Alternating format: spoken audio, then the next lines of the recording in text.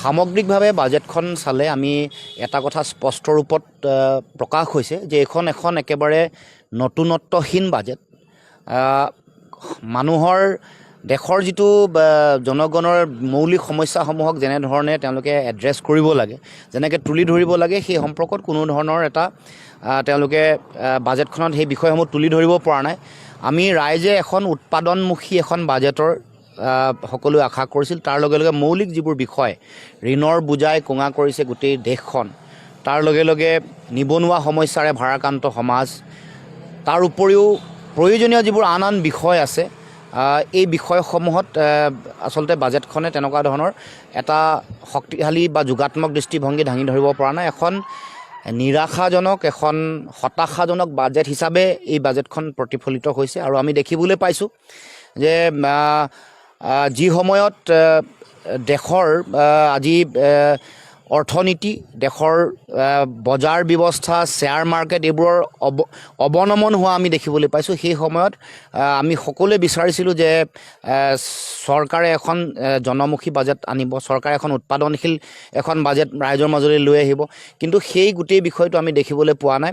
আৰু আমি বিশেষকৈ অসমৰ কথা যেতিয়া আলোচনা হয়, অসমৰ সম্পৰ্কটো তেওঁলোকে এই বাজেটৰ গোটেই ভাষণটোত তেওঁলোকে কেৱল মাত্ৰ এবাৰহে অসমৰ কথা উল্লেখ কৰিছে, ছেমি কণ্ডাক্টৰ উদ্যোগটোৰ কথা, যিটো ইতিমধ্যে কাম চলি আছে। আৰু বহু দিনৰ পৰা আমাৰ অসমৰ ৰাইজে দাবী কৰা অসমৰ কৃষি অৰ্থনীতি, চাহ শিল্পক শক্তিশালী কৰিবৰ কাৰণে প্ৰয়োজনীয় নামৰূপ সাৰ কাৰখানাৰ চতুৰ্থ গোট এটা স্থাপন হ'ব লাগে, প্ৰতিষ্ঠা হ'ব লাগে।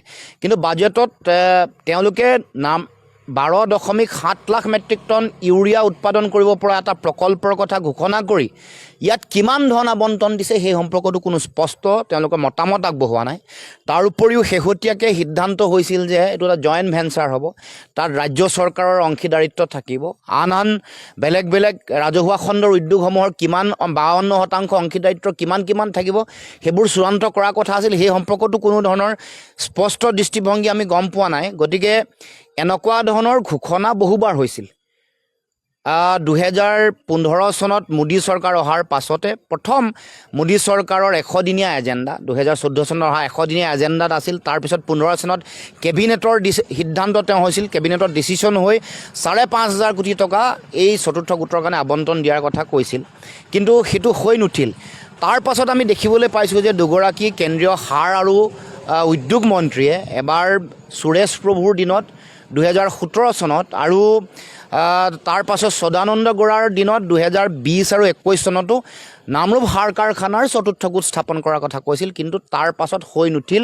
দুখন চৰকাৰ গ'ল, 14 চনত অহা মোদী চৰকাৰ, 19 চনৰ, তাৰপিছত এতিয়া এইবাৰ আকৌ নতুনকৈ তৃতীয়বাৰৰ কাৰণে মোদী চৰকাৰ আহিল, কিন্তু সম্পূৰ্ণ হোৱা আমি দেখিবলৈ পোৱা নাই। তাৰ বিপৰীতে এতিয়া বিহাৰত যিকোনো প্ৰকল্প তেওঁলোকে ঘোষণা কৰিছে, কিমান টকা দিছে সকলো কথা উল্লেখ কৰিছে, বহু প্ৰকল্প দিছে, মানে তেওঁলোকৰ এই গোটেই চিন্তাটোৱে এটা নিৰ্বাচনমুখী চিন্তা, কৰ্পৰেটক সন্তুষ্ট কৰিবৰ কাৰণে তেওঁলোকে এই কাম কৰিছে। তাৰ বিপৰীতে যিবোৰ মৌলিক বিষয় তেওঁলোকে সমাধান কৰিব লাগে, নিম্ন মধ্যবিত্ত বা দৰিদ্ৰ শ্ৰেণীৰ জীৱন ধাৰণৰ মানদণ্ড উন্নত কৰিবৰ কাৰণে প্ৰয়োজনীয় পদক্ষেপ, তাৰ লগে লগে বিশেষকৈ নিবনুৱা সমস্যা সমাধান, আমাৰ সাধাৰণ জনগণৰ তেওঁলোকক কেনেকৈ অৰ্থনৈতিকভাৱে সকাহ দিব পাৰি সেই ধৰণৰ পৰিকল্পনা, সামাজিক ন্যায় কি ধৰণে দিব পাৰি, এই সকলো ধৰণৰ বিষয় ইয়াত সন্নিৱিষ্ট হোৱা নাই। এটা বিষয় যোগাত্মক আমি দেখিবলৈ পাইছোঁ যে 12 লাখ টকা বছৰেকত যিসকলে আয় কৰে, 12 লাখ টকালৈকে তেওঁলোকে ইনকম টেক্স দিব নালাগে। এইসকল মধ্যবিত্ত যিসকল মানুহ আছে তেওঁলোকে অকণমান সকাহ পাব। গতিকে আমি এই বাজেটখন আচলতে এখন নতুনত্বহীন বাজেট, এখন হতাশাজনক, নিৰাশাজনক বাজেট। এইখন কৰ্পৰেটক সন্তুষ্ট কৰি সাধাৰণ জনগণৰ মৌলিক সমস্যাবোৰ সমাধান নকৰা, ঋণৰ বোজা কেনেকৈ নাইকিয়া কৰিব, কল কাটলৰ বোজা কেনেকৈ কমাব, তাৰ উপৰিও নিবনুৱা সমস্যা কেনেকৈ সমাধান কৰিব, কেনেকৈ জীৱন ধাৰণৰ মানদণ্ড উন্নত কৰিব, দুখীয়া আৰু মধ্যবিত্ত মানুহৰ এই সকলো কথা, সামাজিক ন্যায় কেনেকৈ দিব, সেইবোৰ কথা কোনো ধৰণৰ ইয়াত উল্লেখ হোৱা নাই বা তেনেকুৱা ধৰণৰ আশা বা আশ্বাস দিয়া বাজেট হিচাপে এইখন কেতিয়াও পৰিগণিত হোৱা নাই। নতুনত্বহীন, হতাশাজনক আৰু নিৰাশাজনক বাজেট। বিশেষকৈ কৃষকসকলৰ সামগ্ৰিক উন্নয়ন কেনেকৈ কৰিব সেই সম্পৰ্কতো কোনো ধৰণৰ ইয়াতে তেওঁলোকৰ ব্যৱস্থাৱলী আমি দেখিবলৈ পোৱা নাই।